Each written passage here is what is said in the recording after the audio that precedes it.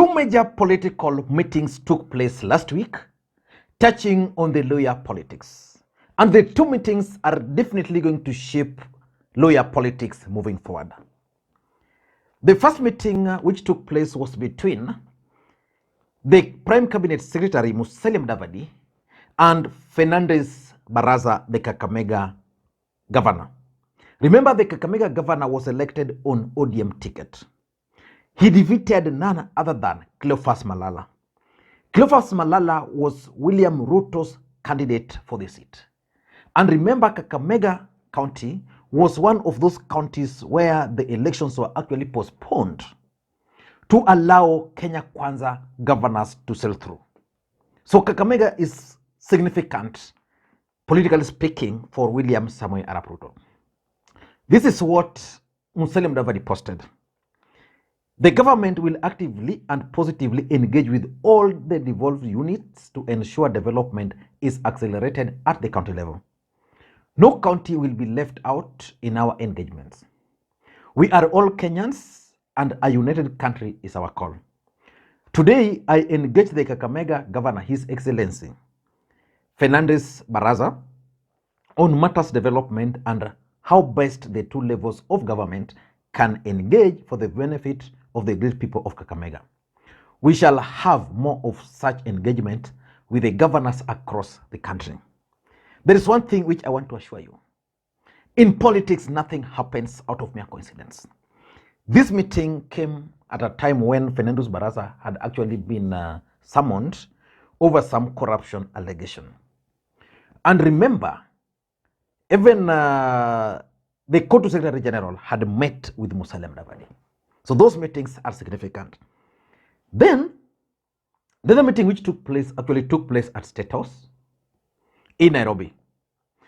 And three members of parliament from Kakamega, that is Emmanuel Wangwe, who was the majority leader last time, Ikolomani MP Ben Shinali, and Bishop Titus Hamala of Lurambi, and they were accompanied by Ben Washiali. Ben Washiali was actually one of William Ruto's key allies in the last election. Remember, he had to be removed as majority whip just for defending William Samoei Arap Ruto. And this is what Bishop Hamala posted. Had a very successful meeting with our president, His Excellency William Ruto, at State House. Together with Navakolo MP Emmanuel Wangwe, Ikolomani MP Honorable Shinali, and former Mumias East MP Ben Washiali. We discussed matters of development linking our constituencies. This meeting is also significant for several reasons. If you look at Kakamega as a county, it has 12 constituencies. ODM party won 8 constituencies. DAP Kenya won 1. And ANC party won 3. The mere fact that ANC elected leaders were missing from this meeting is a proof that there is something. Either UD wants to reclaim Kakamega by inviting their former colleagues, or these guys were taken to State House to be persuaded to support William Samoei Arap Ruto. So in this video, I want us to look at William Ruto's latest strategy and why Kenyans are actually speculating. Before we do that, for those who are watching the channel for the first time, please take a second or two, click that subscribe button so that next time we produce a video like this, YouTube will automatically notify you. And to the subscribers, I want to continue thanking you guys for your continued support, because without the support, this channel cannot be where it is now. Let us get back to the main issue. And I want to play for you statement by Titus Hamala, who has been responding on this particular matter before we proceed. Mambo ya kudefect hiyo ilishwa na wakati. Sisi tuko waaminifu kwa vyama zetu. Mimi niko ndani ya chungwa, contract yangu na chungwa paka 2027. Lakini rais ni rafiki. Sasa yeye akiwa rafiki na barabara haipitiki. Common sense. Sindikupigia rafiki na nimwambia hata kama tumetofautiana kwa vyama, lakini ile barabara ulianzisha bado iko mahali uliachia. Tuliletewa tukakutana na Mheshimiwa Kipchumba Murkomen ambaye ni waziri wa barabara, na saa hii yule contractor alikuwa hapa, tushafukuza yeye. Na huyo contractor alikuwa amepewa hii barabara kutoka Lurambi mpaka Nabaholo mpaka Msikoma mpaka Buyofu mpaka Mungazi, mtu mmoja amepewa kutoka Ibokolo, Shanda mpaka Malaha, mtu mmoja. Kuna ingine pia amepewa. Sasa huyu mtu ana capacity, na huyu mtu pia hii wakati barabara zilipeanwa 2016 zilipeanwa kwa njia ya kijua kali bila kufanya the processes na kufanya proper budgeting kwa sababu ya pressure ya siasa yenye ilikuweko. So step number 1, nilipokutana na President William Ruto Friday, tumefukuza huyu contractor ametoka. Na nataka nipeleke kampuni yake kwa parliament, we blacklist yeye kabisa asiwahi fanya kazi katika Kenya. Eye patients across the country will benefit thanks to a 1.7 million.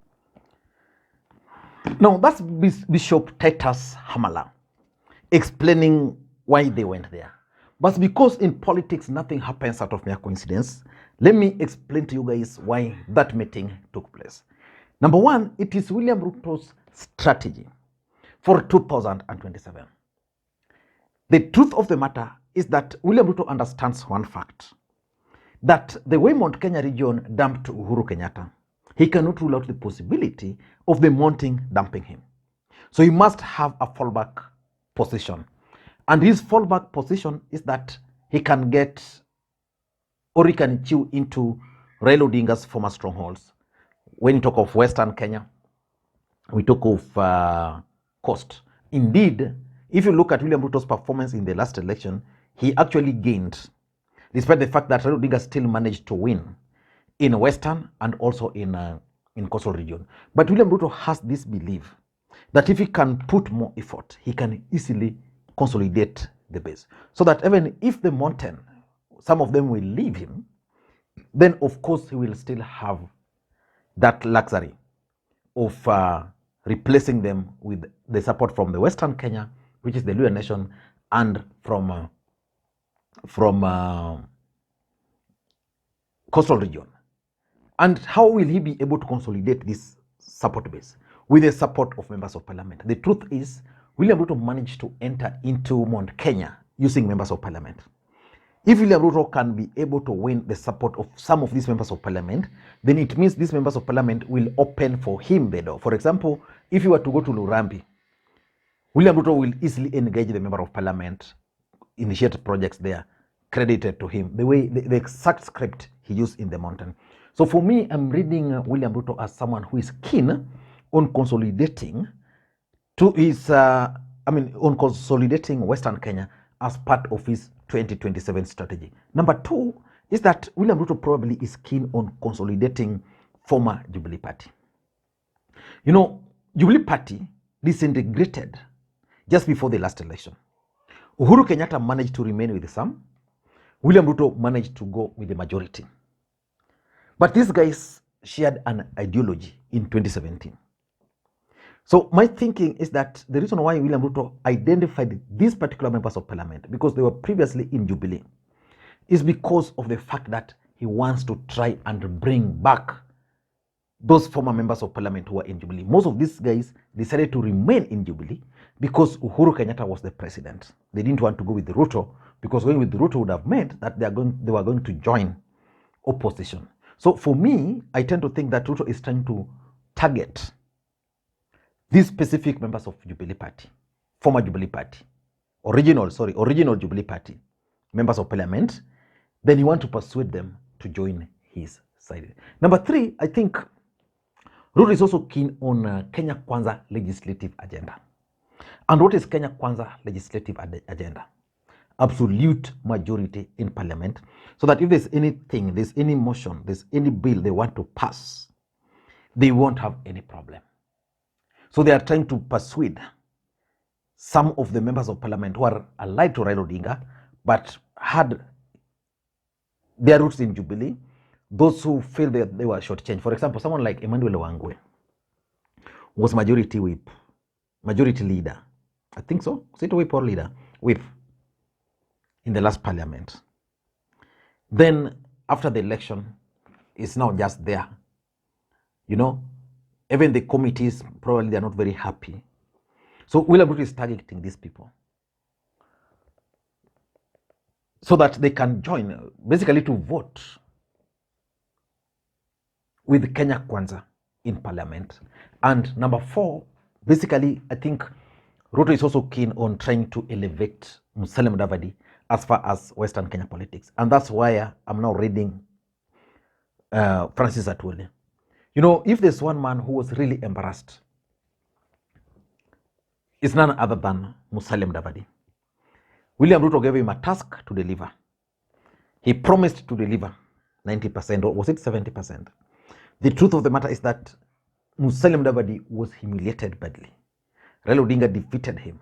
If you look at the other side in Bungoma, Weta delivered. But for Musalia Mudavadi, he was defeated in Vihiga, he was defeated in Kakamega, he was defeated in Busia, while Ruto expected him to deliver. So because of that, some of members of parliament would be reluctant to join Musalia Mudavadi. But William Ruto is now trying to persuade these people that Musalia Mudavadi is now the senior most leader from your region. So I can project that either this week or next week, we'll be seeing some of these members of parliament going for a photo opportunity with Musalia Mudavadi in his office. So basically, he wants to boost Musalia Mudavadi's position as the lawyer kingpin. And lastly, William Ruto is a KANU orphan. He learned his tricks in KANU. He's basically dangling the carrot to most of these members of parliament. That, look here, I'm now the president. I have the powers. You join me, this is what you get. You go there, this is how I'll press you. So moving forward, we are likely to see some of these members of parliament joining Ruto because carrots are being dangled to them. I don't know what you think. Until next time, Lee Makwiny.